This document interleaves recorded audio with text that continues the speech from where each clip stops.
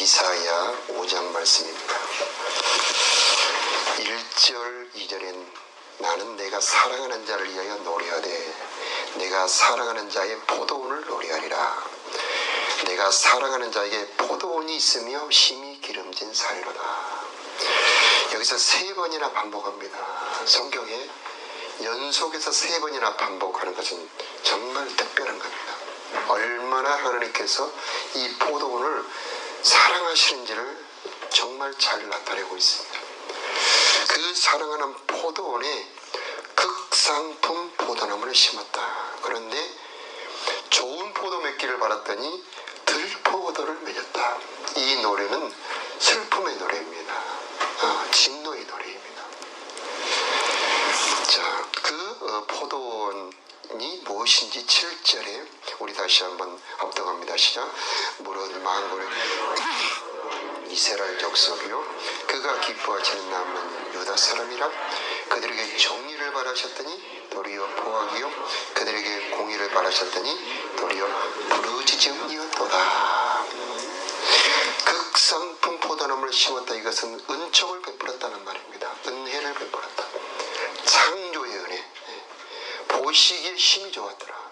얼마나 좋았다며. 내 뼈 중에 뼈요 내 살 중에 살이로다.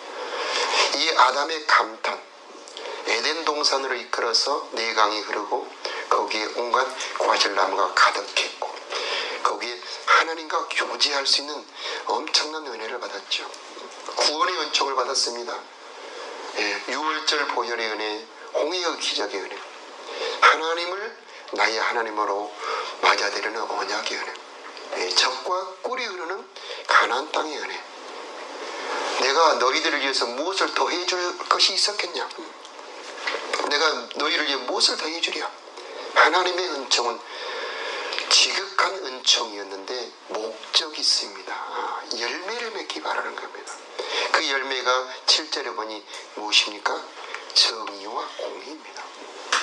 그런데 들포도란 그 바라는 열매와 다른 열매가 나타나는데 어떤 들포도인가? 8절에 함께 합독합니다. 가옥에 가옥을 이으며 전토에 전토를 더하여 빈틈이 없도록 하고 이 땅 가운데서 홀로 거주하려 하는 자들이 와 있을진저. 탐욕입니다. 혼자 모든 것을 독차지하려고 하는 탐욕, 더 가지려고 하는 욕심. 이게 바로 들포도, 쭉정이 가라지의 특징이죠.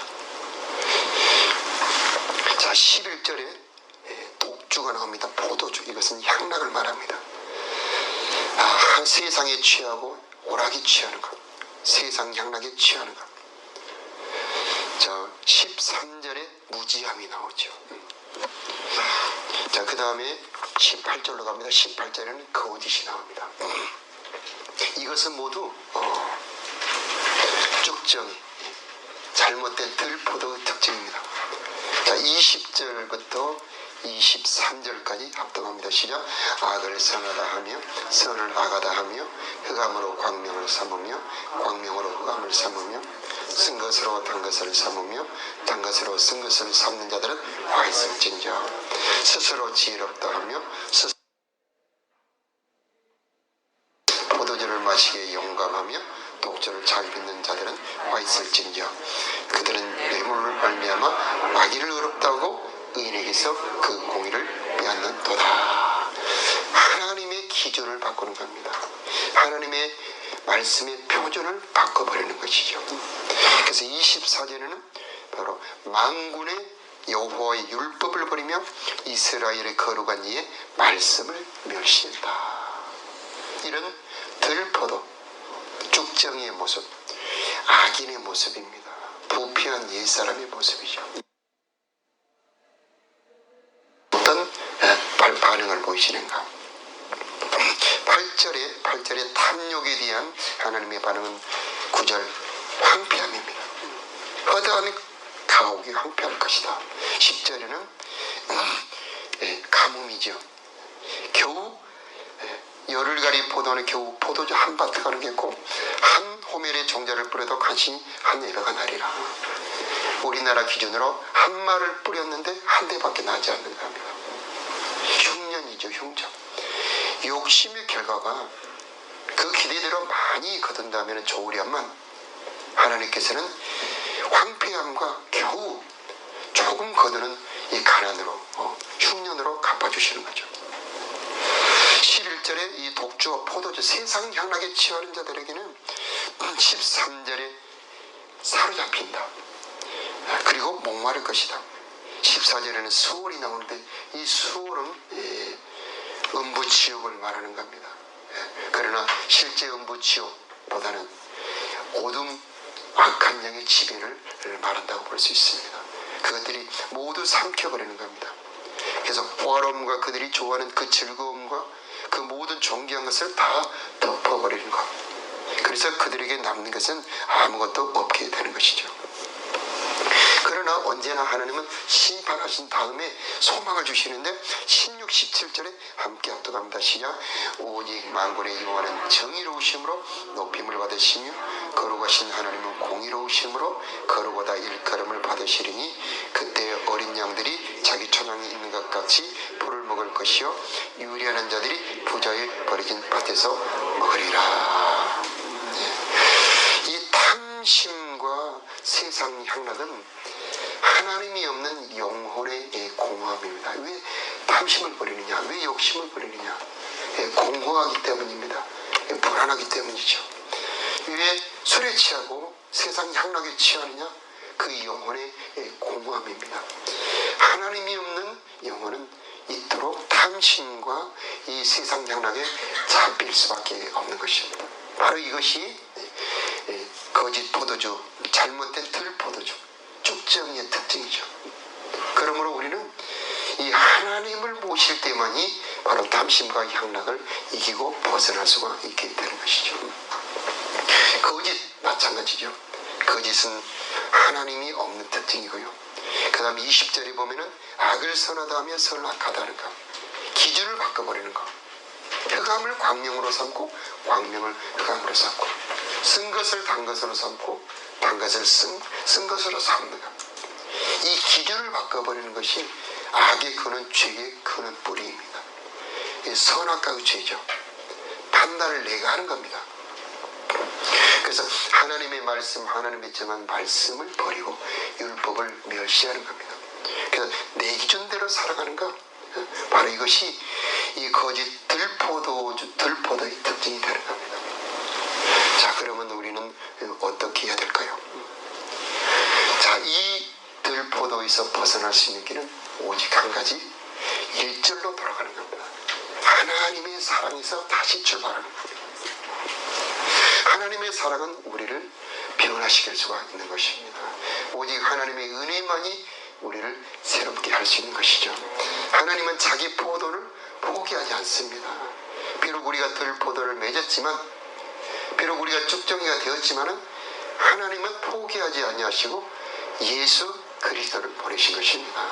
그래서 그 예수 그리스도를 통해서 다시 한번 새롭게 우리를 열매 맺도록 은혜를 베풀어 주시는 것입니다. 그래서 구약의 은혜는 창조의 은혜죠. 그 모든 것을 주시는 젖과 꿀의 땅을 주시는 은혜였습니다만, 신약의 하나님의 은혜는 자기 아들 예수 그리스도를 보내신 것입니다. 그래서 예수 그리스도를 통해서 다시 한번 농사를 짓게 되는 것이 바로 신약입니다. 그래서 자기 아들을 주십니다. 에베소서 5장에 보니까 그 신랑이 신부를 단장하는 것 같이 그리스도께서 그 교회를 단장하신다 말씀하십니다. 우리들의 흠이 많고 티가 많습니다. 그러나 그리스도께서는 그 흠과 티가 많은 교회를 단장하시는 분이십니다. 거룩하게 하십니다. 그 흠과 티를 깨끗하게 하시는데 보혈로 깨끗하게 하시는 겁니다. 십자가 보혈에 능력이 있는 것입니다. 십자가 사랑에 바꾸는 힘이 들어있는 것입니다.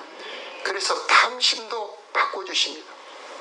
세상 향락도 성령으로 바꿔주시는 것입니다. 그분의 사랑이 흘러들어올 때에 우리는 탐심을 버릴 수가 있습니다.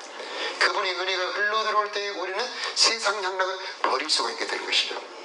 그분의 성령의 가르침이 들어올 때 우리는 옳은 것을 옳다, 바른 것을 바르다 말할 수가 있게 되는 겁니다. 기준이 바뀌게 되는 겁니다.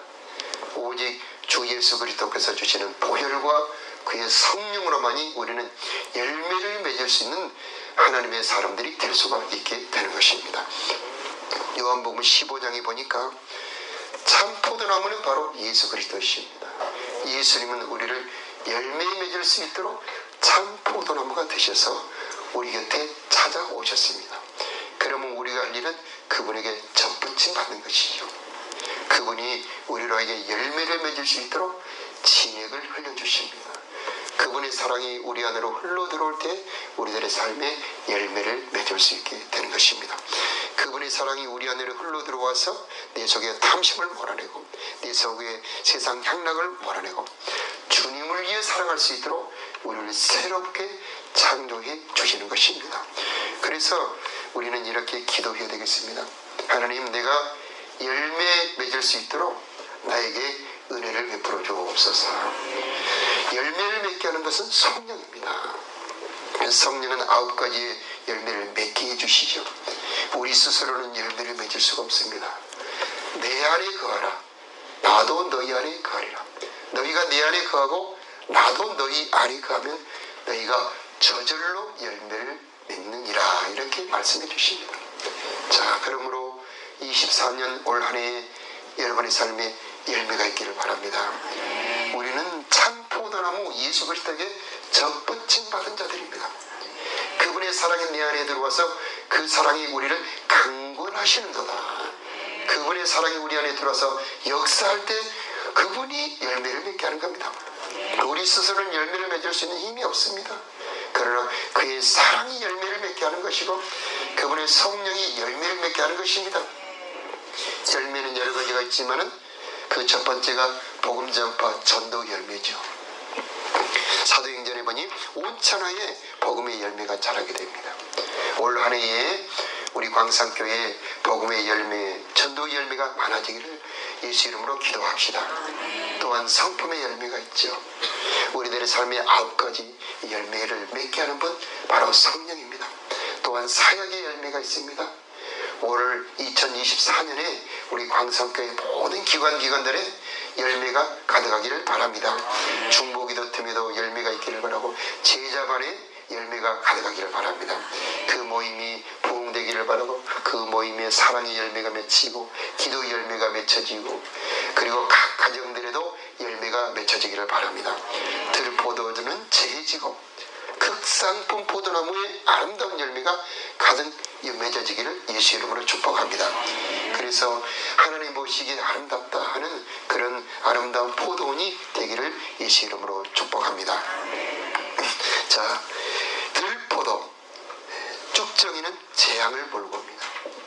그 재앙들은 예수 그리스도의 십자가로 우리 주님이 담당해 주셨습니다. 그 여러 가지 재앙들에는 가난의 저주가 들어 있습니다. 9절에는 황폐의 저주가 들어 있죠. 그리고 5절 6절에는 울타리를 걷어버립니다. 보호막을 걷어버립니다. 그러나 열매가 맺어질 때 하나님이 우리에게 보호막을 맺어줍니다. 그래서 여러분, 내가 나를 보호하려고 하지 말고 나는 주님을 바라보고 열매를 맺으려고 해야 되는 겁니다. 내가 열매가 되면 하나님이 나를 보호해 주시는 것입니다. 그 누구도 우리를 해칠 수가 없습니다. 하나님이 우리를 보호해 주시는데 누가 우리를 건드릴 수가 있겠습니까? 그 다음에 9절의 황폐함, 10절의 가난, 소득이 없는 이것도 하나님께서 회복해 주실 수가 있습니다. 황폐함이 변하여 아름다운 번성이 되게 할 수 있는 분은 우리 하나님이시죠. 우리가 파종했을 때 100배로 열매를 맺게 하시는 분은 하나님이십니다. 그래서 열매를 맺는 가지는 더 열매를 그래서 우리 하나님께 하나님 내가 열매를 맺기를 원합니다 하며 기도하는 이 새벽이 되어야 하겠습니다. 자, 열매를 맺어야 되는 이유가 있습니다. 그 열매를 맺음으로 우리들의 다음 영원한 운명이 결정이 됩니다. 죽정이는 꺼지지 않는 불에 열매는 곳간에 모아 드리느니라 말씀하십니다. 자, 왜 우리의 삶에 하나님 기뻐하시는 열매가 있어야 됩니까? 그 열매로 영원한 우리들의 운명을 결정하여 영생과 영벌을 결정하기 때문입니다. 그러므로 우리는 하나님 앞에 열매 맺는 우리가 되기를 위하여 기도하는 우리가 되어야 되겠습니다. 오늘 이 새벽 우리가 기도할 때 하나님 나에게 성령을 내려 주옵소서. 예수의 보혈로 내 안에 들어있는 들포도 내 안에 들어있는 죽정이를 제거하여 주시옵소서. 흠과 티가 없도록 나를 깨끗하게 하여 주옵소서. 그럴 때에 우리 안에 들어있는 온갖 부패한 옛사람의 본성, 탐심을 제거하여 주시고 세상 향락을 제거하여 주시옵시오. 내 마음대로 내 기준대로 삼고 살아가는 내 자아가 못 박아지게 하여 주시옵소서. 하나님 기뻐하는 새 사람으로 나를 새롭게 창조하여 주옵소서. 이렇게 기도하는 이 새벽이 되었으면 좋겠습니다. 우리 다 함께 기도하겠습니다.